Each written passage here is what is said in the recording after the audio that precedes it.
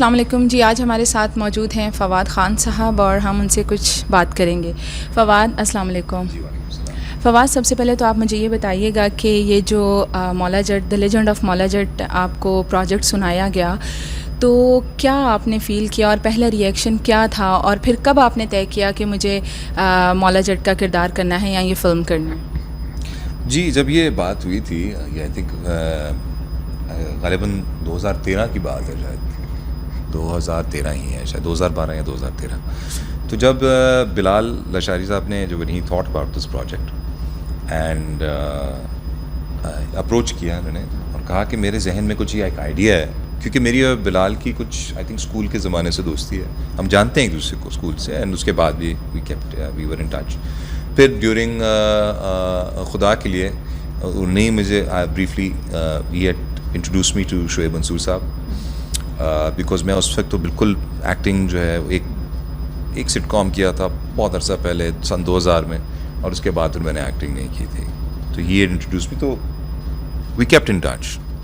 And इन्होंने फिर ये लेजेंड ऑफ मौला जट जो है कहा कि मैं I want to make this film. तो मैं 2 मिनट के लिए सोचने पड़ गया कि वाओ, ये बड़ा एक क्रेजी सा आइडिया है, and that was my first reaction. Then he said कि मैं चाहता हूँ कि आप मौला जट करें।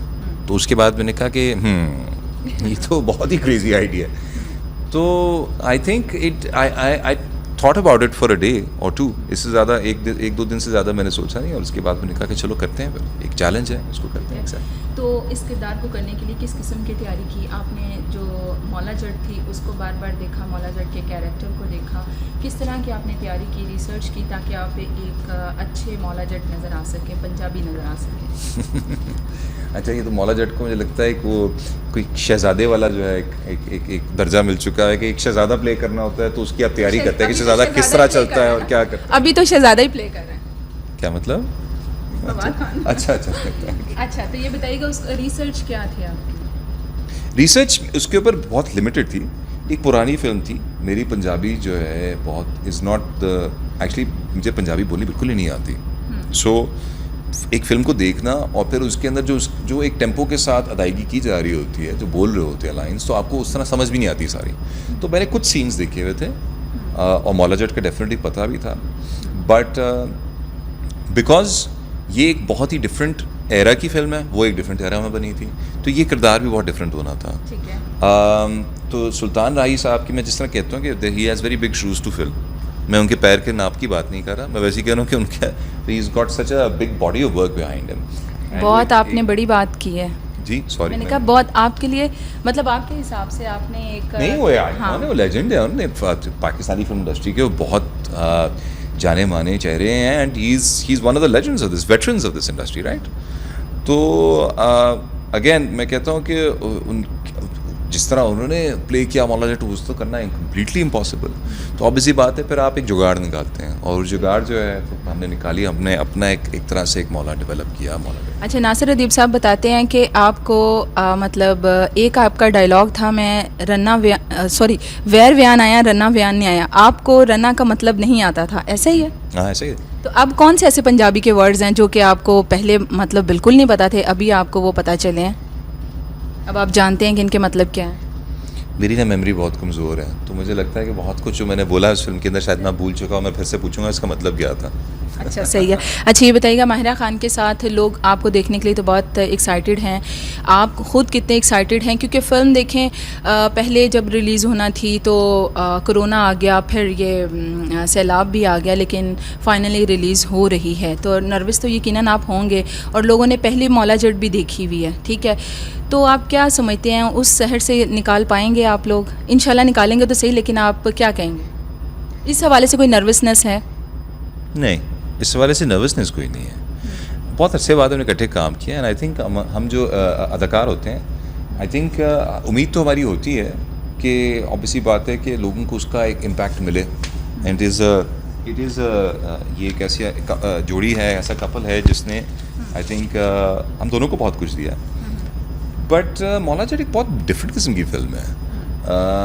आई थिंक ये सवाल जब नीलोफर जब आ रही होगी तो वो आई थिंक ज़रा बेहतर होगा उस वक्त एक्सप्लेन करना। But again having said that, Myra के साथ बहुत अरसे के बाद काम करने में बहुत मज़ा आया मुझे।